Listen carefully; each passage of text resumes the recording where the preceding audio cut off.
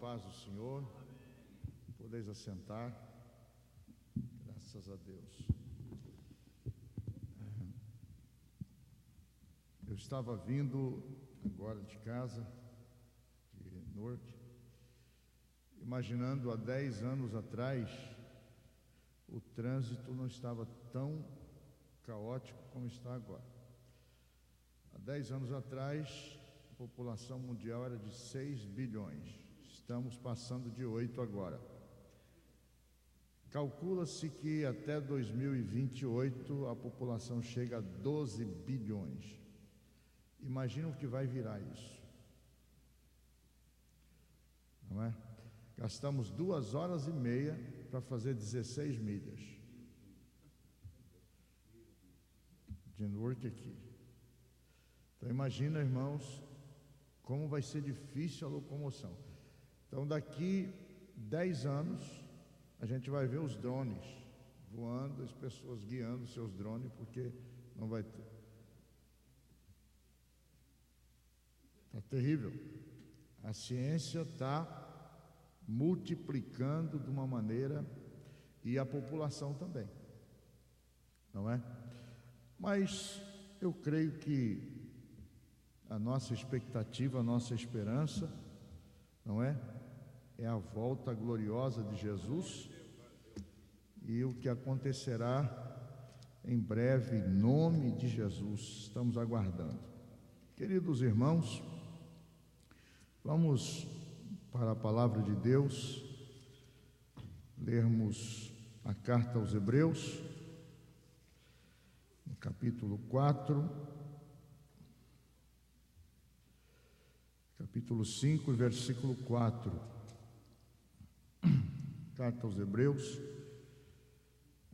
capítulo 5, versículo 4, falando sobre o perfil do verdadeiro líder na casa do Senhor. Diz assim: ninguém toma para si essa honra, senão o que é chamado por Deus como Arão. Glória a Deus. Você pode repetir comigo esse versículo? Vamos lá? 1, 2, 3. E ninguém toma para si essa honra, senão o que é chamado por Deus como Arão. Glória a Deus. Acima de todos os privilégios que existem na face da terra, está o privilégio de ser chamado e escolhido por Deus, primeiro para liderar na casa do Senhor, não é? E depois para ser instrumento na mão de Deus para o benefício do corpo de Cristo. Nenhum privilégio na terra se iguala ao privilégio de ser chamado pelo Senhor Deus. Apesar de às vezes nós não considerarmos isso, mas isso está muito claro. E o escritor aos Hebreus, perito em Antigo Testamento, em lei mosaica, em rituais levíticos, escrevendo essa carta aos cristãos judeus, cristãos hebreus, que estavam retrocedendo para o judaísmo, abandonando o cristianismo e voltando às práticas do judaísmo. Ele faz aqui uma consideração sobre o sacerdócio arônico. Ele diz que ninguém toma esta honra de ser líder na casa do Senhor, senão aquele que é chamado por Deus da forma que foi chamado Arão.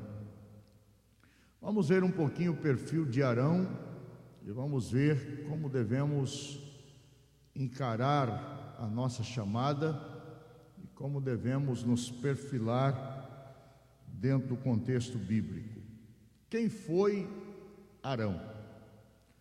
Ontem o pastor Jader estava falando sobre Isabel, e Isabel, descendente de Arão, o seu nome foi dado em homenagem à esposa de Arão, que chamava-se também Eliseba, que é da onde vem o nome Isabel.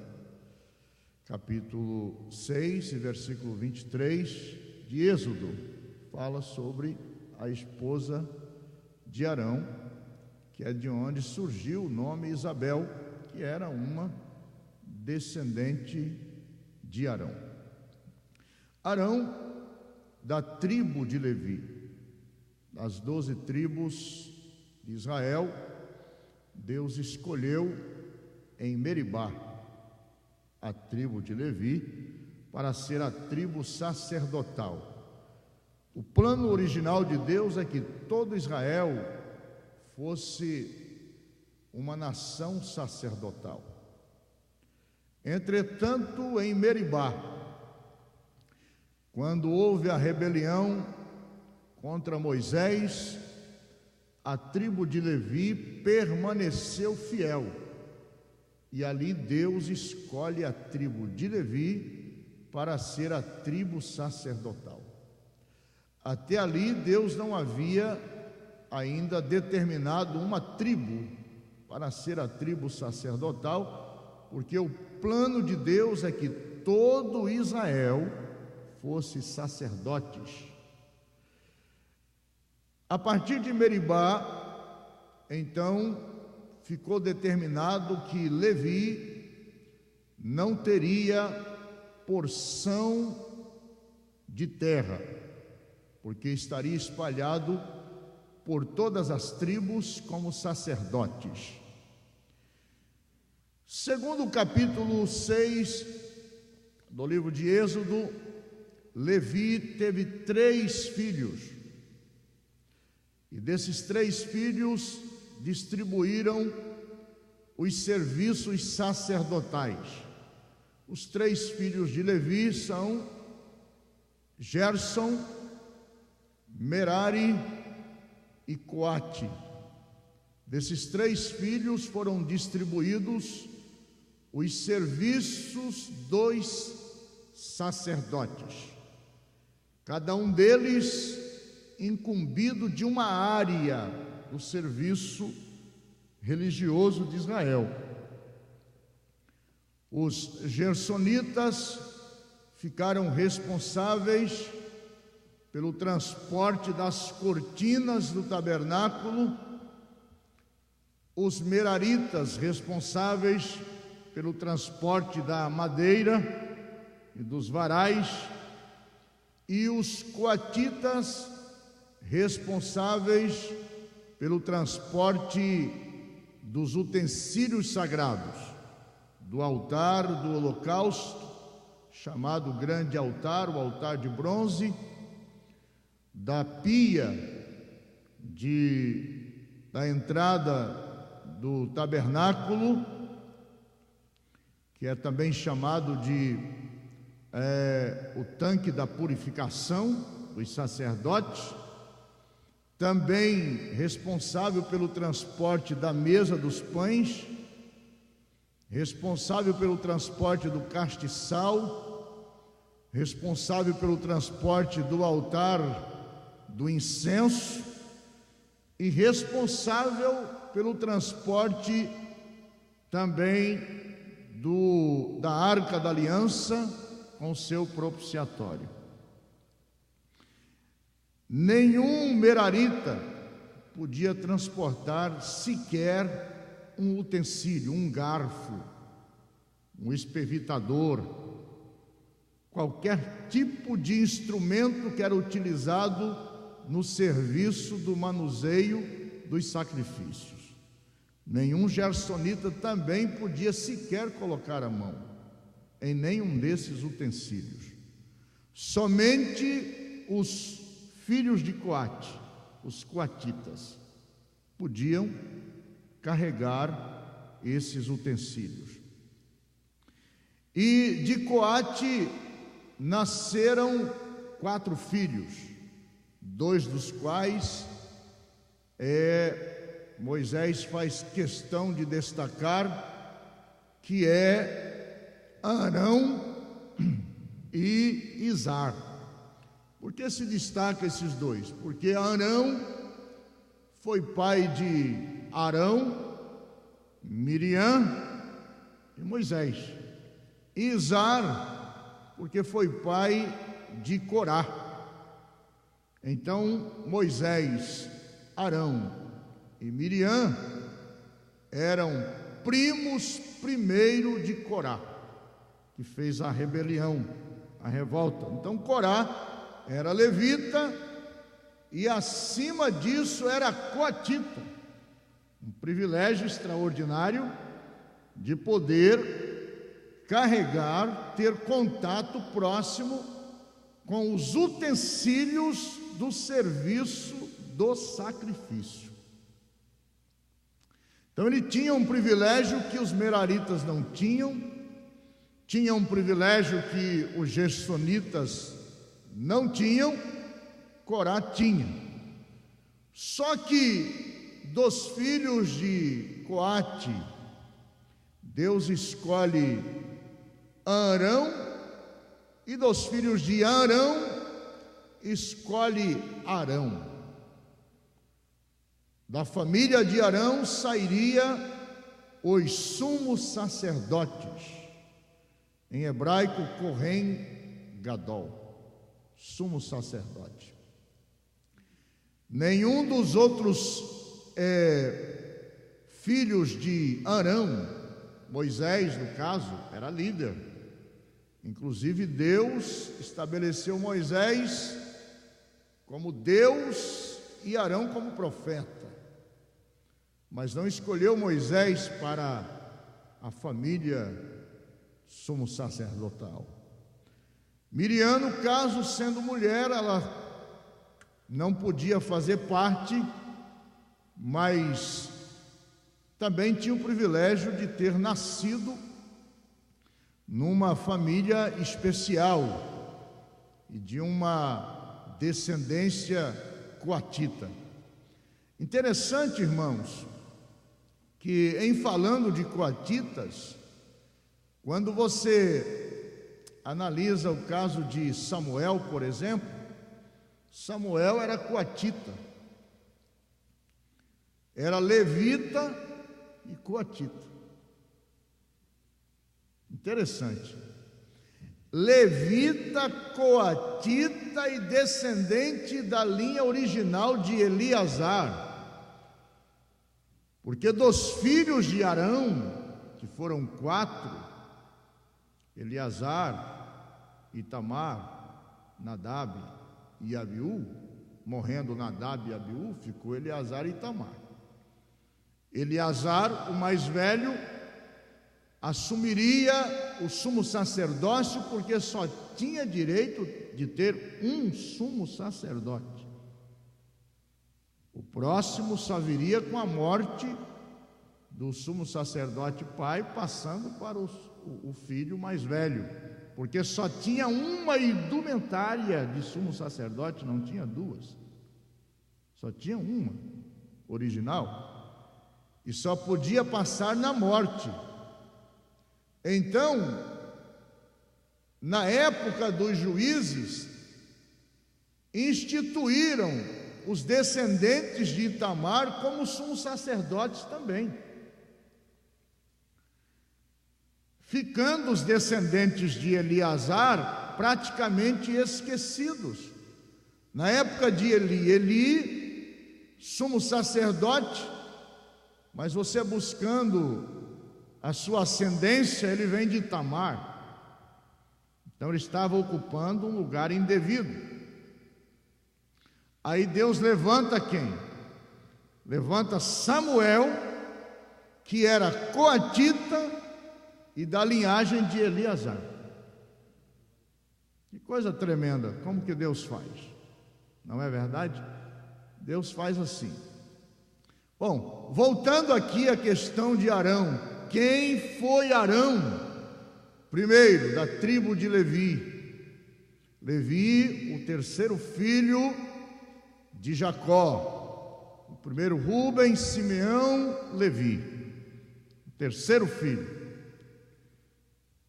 Da família dos coatitas, de Coate, que Levi teve 3 filhos, Coate, Gerson e Merari. Já disse aqui a distribuição dos serviços sacerdotais dos 3 filhos de Levi. De Coate saiu Arão, e de Arão saiu Arão. Então Arão está na terceira geração, Levi, Coate, Arão, na quarta geração. Arão está na quarta geração, depois de Levi. Irmão mais velho de Miriam e de Moisés. Calcula-se que Arão tinha no mínimo 10 anos a mais do que Moisés. E Miriam também mais velha que Moisés. Então Moisés era o mais jovem, foi o último dos filhos do casal. Foi comissionado por Deus para acompanhar Moisés. Interessante que o capítulo 4 de Êxodo mostra Deus falando com Moisés lá no deserto do Sinai. Você vai encontrar-se com seu irmão Arão. Não tinha WhatsApp, não tinha telefone celular, não tinha como mandar uma carta, não tinha internet. Era Deus falando aqui e falando lá. Eu chamo isso de dupla revelação. Revela aqui, revela lá, revela aqui, revela lá. O que aconteceu com Pedro? Enquanto o Senhor revelava aqui, revelava lá, para poder ajuntar, não é? Para cumprir o propósito de Deus. Coisa maravilhosa. Deus falando com Moisés e falando com Arão e marcando no GPS de Deus o lugar que eles iam encontrar. Vai encontrar com seu irmão Moisés. Eu já tenho falado tudo que ele vai fazer. E eles se encontraram, e Moisés passou para Arão toda a revelação, todo o processo. Se Moisés tinha 80, Arão devia ter 90. Numa época que a expectativa de vida era 45. A expectativa de vida no Egito era baixíssima. Então eles eram considerados realmente autoridade por causa da idade deles, não é? E eles vão para o Egito, reúne os anciãos de Israel e passa para os anciãos, para as autoridades, por causa da idade, todo o plano divino. E os anciãos acatam o plano divino e então começa a preparar o povo. Os anciões começam a trabalhar no meio do povo, transmitindo as revelações que Deus passou para Moisés, Moisés passou para Arão, os dois passaram para os anciões, e os anciões, nas suas respectivas congregações, passaram para o povo, e esse povo passou para os seus descendentes e foram se mobilizando. Calcula-se que nesta época, na terra de Gósen, já havia cerca de 2 milhões de judeus. Então havia pequenos grupos que receberam as instruções a partir Moisés, Arão, anciões, cabeça de famílias, e assim o povo foram sendo instruídos de tudo quanto Deus havia passado para Moisés lá no Monte Sinai. Então Arão foi escolhido por Deus para trabalhar com Moisés no êxito ou no êxodo do povo de Israel do Egito. Foi o porta-voz de Moisés diante de Faraó, porque o próprio Moisés disse que ele tinha dificuldade para se expressar, não é? Acho que você já leu a história dos Hebreus, pelo menos a maioria dos hebreus já leram. Flávio José foi a primeira obra que chegou em nossas mãos traduzida, não é?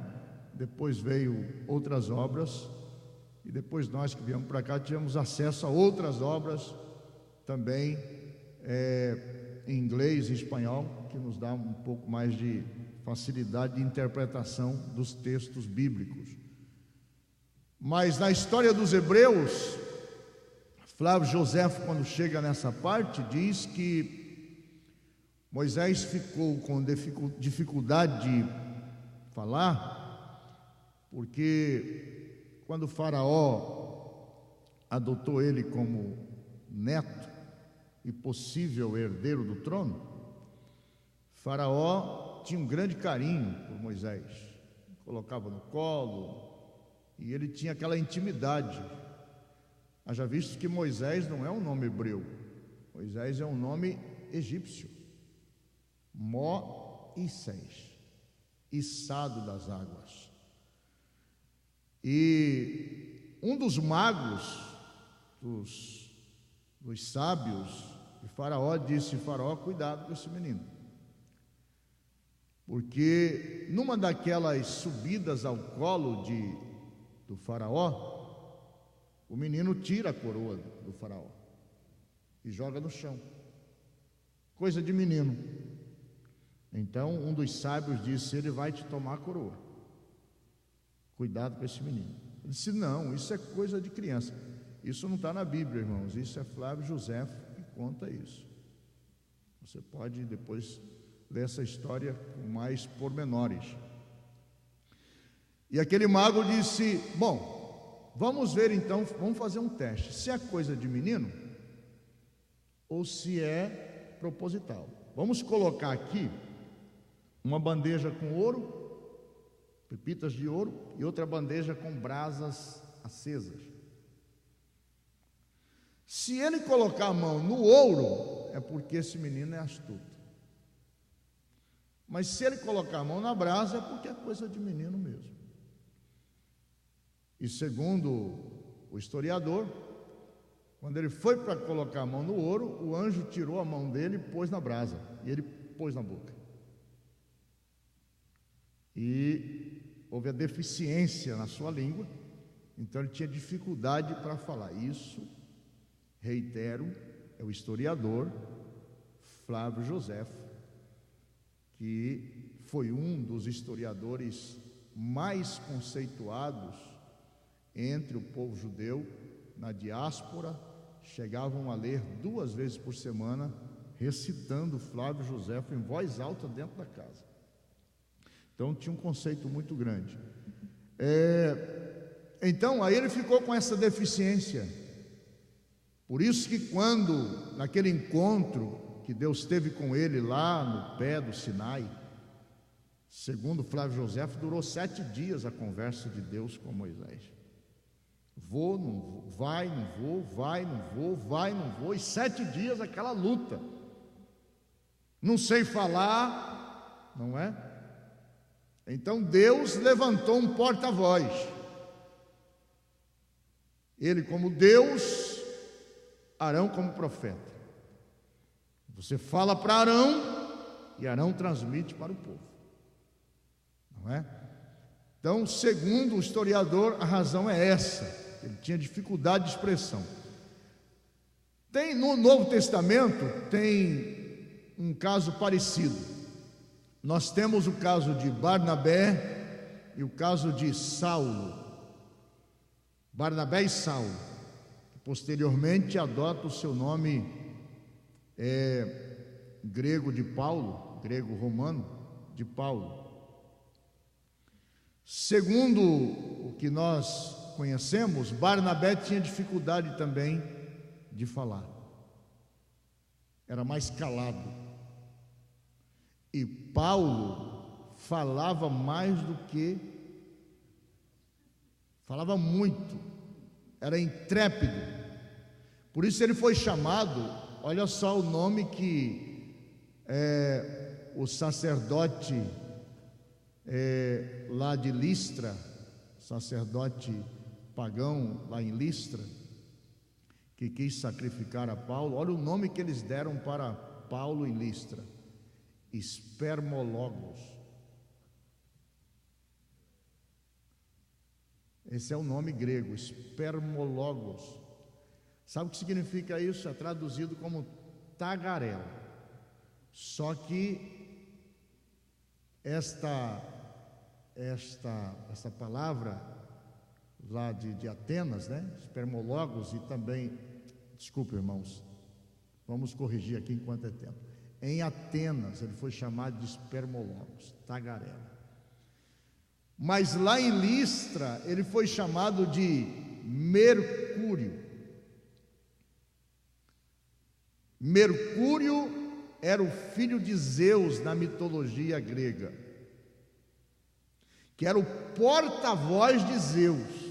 Segundo a mitologia, Zeus era calado, quase não falava, mas ele tinha os seus porta-vozes, e um dos principais porta-vozes de Zeus era Mercúrio, porque falava muito. E em Atenas ele foi chamado de Espermologos. Sabe o que significa Espermologos, traduzido para tagarela? Pica-pau.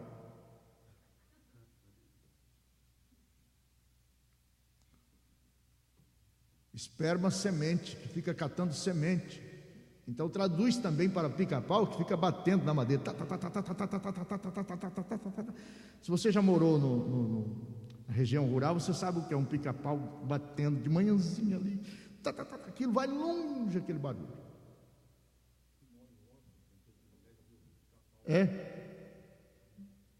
E bate numa força, parecendo que o bico dele é de ferro.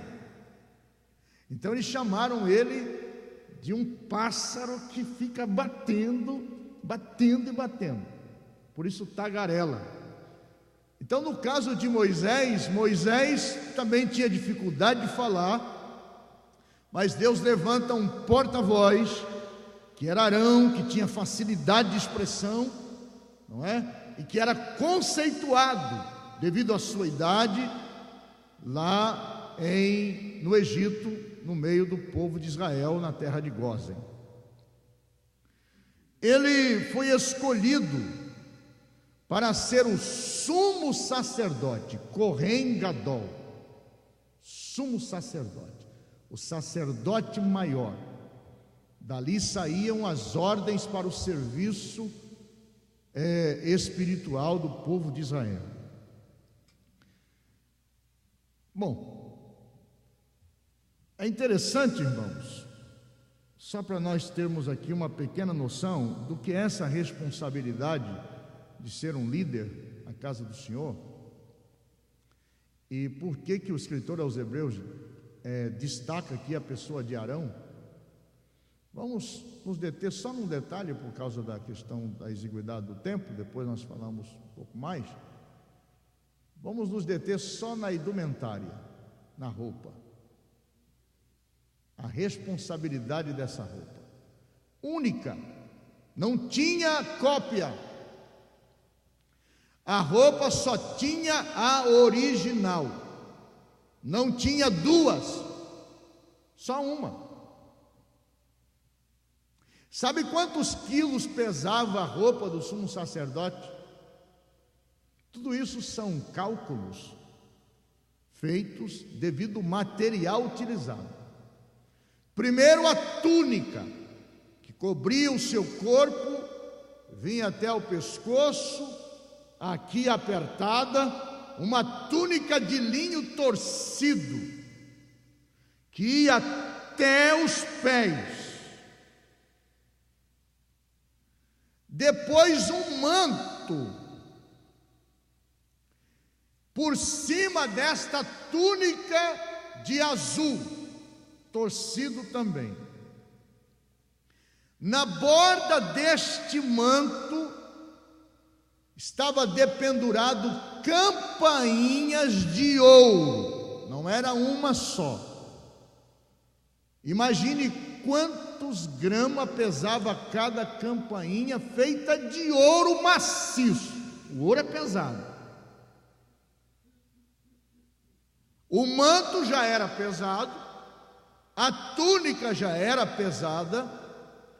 Na borda do manto, campainhas e romãs, feito também com o mesmo material do éfode, que tinha fio de ouro. Então, uma campainha, uma romã, circulando toda a borda da túnica, que ficava, aliás, toda a borda do manto que ficava por cima da túnica. Então, o peso disso aí, calcula aí. Por cima disso tinha o éfode, que era um tipo de um avental que cobria a frente e atrás. E o éfode era feito de azul, carmesim, fio de ouro e linho fino. Fio de ouro pesa. Na frente do éfode tinha um cofre feito do mesmo material, pesado também. Era um pano dobrado formando um cofre de 1 palmo quadrado, bem aqui no peito, em cima do coração. Em cima deste cofre tinha 12 pedras, simbolizando as 12 tribos de Israel, que tinha que estar no coração do sumo sacerdote. Dentro deste cofre, uma espécie de um sacozinho, que era um cofre, tinha, segundo alguns estudiosos, 2 pedras que simbolizavam uma Urim, luz, e Tumim, perfeição. Era pendurado por uma corrente de ouro, engatado em 2 pedras grandes no ombro. Uma pedra gravada os 6 nomes de 6 tribos, outra pedra gravada, pedra de onix, que no ombro. Na cabeça tinha uma espécie de uma coroa feito de pano torcido azul e uma lâmina de ouro aqui na testa, escrito Kadosh e Yahvé. E ele tinha que andar com aquilo que pesava entre 40 a 60 quilos. Uma roupa pesando entre 40 a 60 quilos. Olha a responsabilidade. E não é no frio de Nova York, é no calor do deserto, 50 graus centígrados.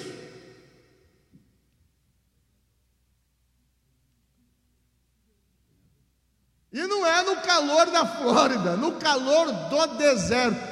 E ele tinha que vestir aquilo 7 dias e andar com aquilo ali, ó, assim, o tempo todo, com esse peso nos ombros e em todo o corpo. Que responsabilidade e que peso tremendo tem uma liderança.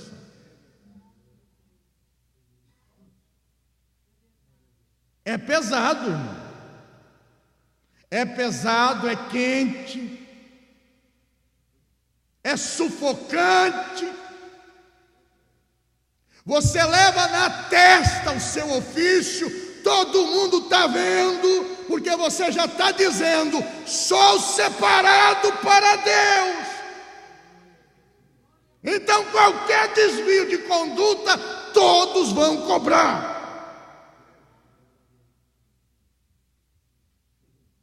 É honra, mas é peso. É honra, mas é difícil. Por isso que a gente geme. Está difícil, Senhor. Está pesado, Senhor. Não vou dar conta, Senhor. Vou tirar essa roupa, Senhor. Tem hora que dá vontade de arrancar a roupa. E não me diga que você nunca sentiu essa vontade, não, que eu vou te chamar de hipócrita. Porque eu não conheço nenhum dos mais consagrados homens de Deus que nunca tiveram esse sentimento. Vontade de abandonar. Não é brincadeira não. Está cozinhando por dentro, mas você tem que aguentar e aguentar.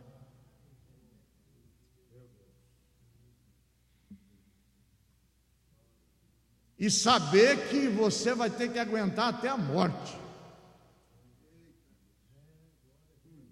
E se tirar a roupa, morre.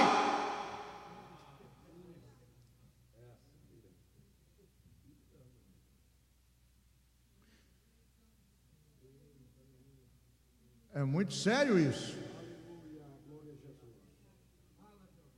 A liderança, irmãos, é chamada de honra. Só que o peso é grande, o calor é sufocante. Às vezes quem está fora não percebe. É solitário, o ministério é solitário, Deus nos isola. Às vezes a gente quer até estar no meio do povo e Deus não deixa. É solitário. A gente quer ser populista, não é? Quer ser carismático e às vezes Deus não deixa. Não deixa. E você fala: não, mas não pode. É Deus isolando. Deus te isolando. E quando você se atreve muito, Ele manda uma tribulação para você se isolar. Aí se isola na marra. É assim o sumo sacerdócio, é assim a liderança. Ninguém toma para si essa honra, senão aquele que for chamado por Deus, como foi Arão. Agora é interessante, irmãos, que estas roupas era a comunicação, era a forma de comunicação entre Arão e Deus, e Arão e o povo. Com aquela roupa, Arão se comunicava com Deus e com o povo. Essas campainhas, elas serviam como um telegrama de serviço.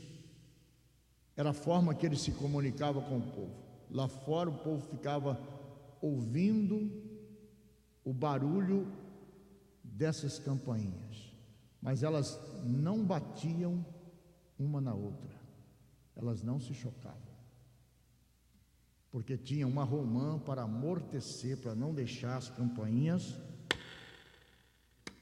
se chocarem. Glória a Deus. Se o obreiro não levar o peso dessa indumentária, ele perde a comunicação, ele perde o seu ministério. É esse peso, é essa responsabilidade que mantém o canal aberto da comunicação com Deus e da comunicação com o povo. O povo está aguardando o barulho das campainhas. Mas está muito pesado. Eu vou dar um jeito de cortar esse manto, tirar essas campainhas fora, porque essas campainhas estão incomodando. Não é? Acabou a comunicação do sacerdote com o povo, com a família, com a sua casa. É esse peso que nos dá condições de sermos porta-vozes de Deus para o povo. Se nós cansarmos e jogarmos a toalha, abandonarmos, acabou. Acabou. A gente vai ficar falando, mas sem nenhum tipo de comunicação espiritual. Vamos perdendo tudo, porque estava muito pesado, estava muito difícil, não é? E não é fácil mesmo, não é fácil mesmo. Eu conheço obreiro que diz assim: se eu tivesse na vida secular eu já estava rico, talvez estava morto, não é? Porque o povo cobra, irmãos. O pouquinho que o obreiro ganha, o povo fica de olho em cima. Não o povo, alguns.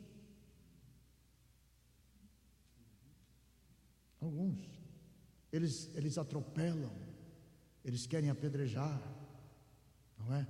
É o peso do sumo sacerdócio, é o peso da liderança, não é?